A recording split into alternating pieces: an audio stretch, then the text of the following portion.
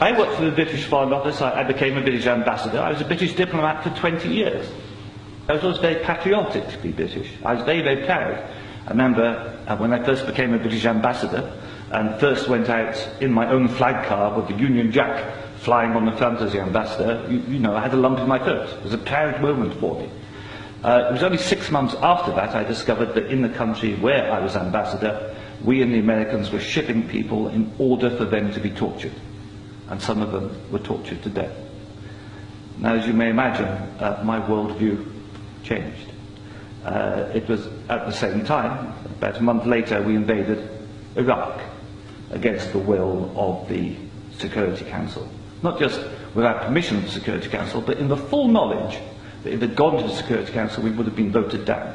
And I, as a British diplomat, saw all the internal memos that went through that decision. I know for certain, I used to be head of the FCO unit that monitored Iraqi weapons of mass destruction.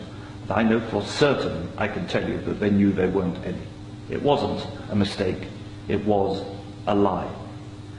I think it is impossible to be proud of the United Kingdom.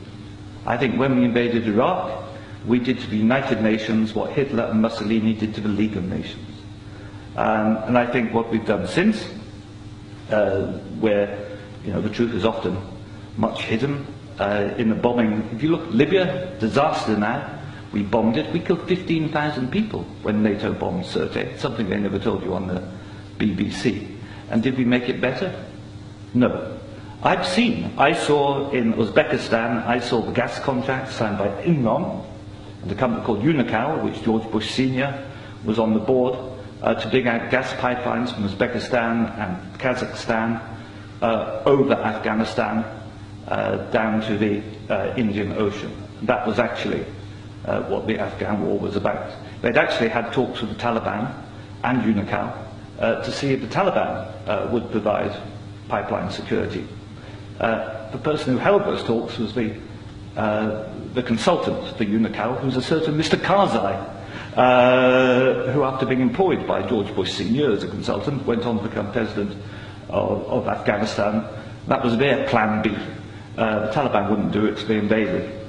It usually, I've seen it on the inside, it's almost always about control of resources. It is every bit as corrupt as our first speaker. I'm sorry, I'm also terrible with names. Integrated. You are absolutely right, Andrew.